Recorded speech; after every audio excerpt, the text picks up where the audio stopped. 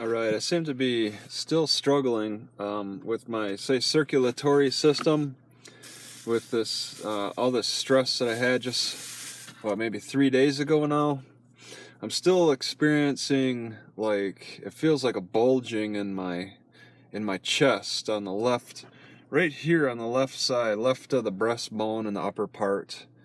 And it happens every so often, even when I don't expect it. It's not through exercise, just I just get up and walk and I feel it sometimes. It'll just bulge and then shrink back down. Something's weak in there.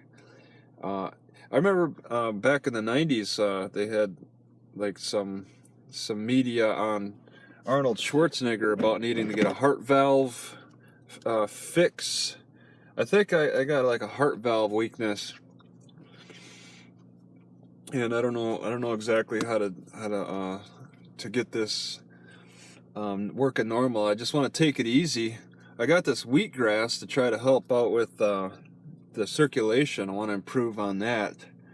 But I have two major issues from all this stress. It's the heart valve, because there was no wheatgrass in cocoa. Cocoa doesn't really have much for options on alternative health, on natural whole foods or anything. So I was struggling. I mean, I turned to grapes instead just to feed myself. I would have been chewing on this stuff had it had been available.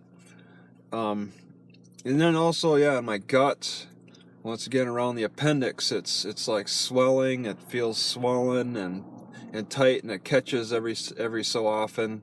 That's been picking up a little bit too. And it's weird because it seems like the appendix area is affecting my heart. It really feels like when I feel the tightness there, then suddenly my heart is also struggling. I think there's a lot of a relationship between the two, even though they're so far apart.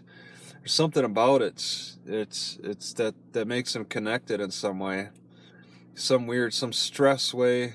Maybe the body's trying to react to the tightness in the gut by pumping more blood, or just trying to adjust to that tightness. You can't. It's not something I can get used to. Okay, when it happens, it really is a discomfort. It really is a dis-ease. Okay, and I'm not exactly sure how to deal with it. I could push on it. I mean, the gut isn't covered by the rib cage. I can't push on my heart valve. It's covered by the rib cage.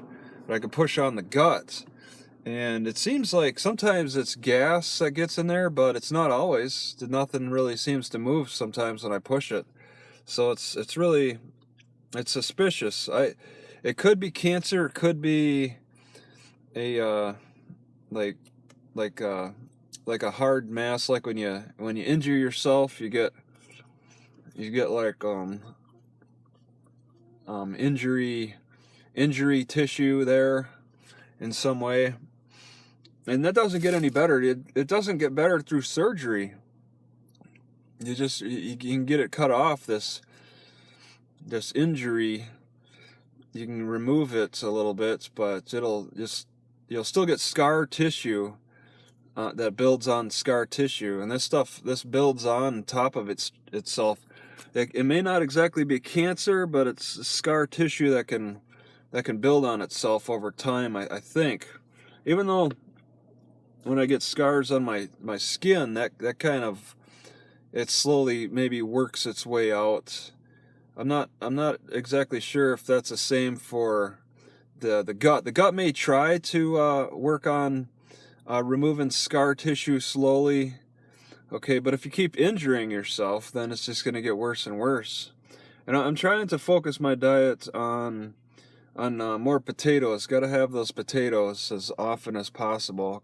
Cooking potatoes, because those repair my teeth, and they're supposed to be targeting the guts more so. Maybe I should try to include onions. I have so much difficulty eating onions because of the lack of just like the taste or the texture. The texture isn't there for me with onions.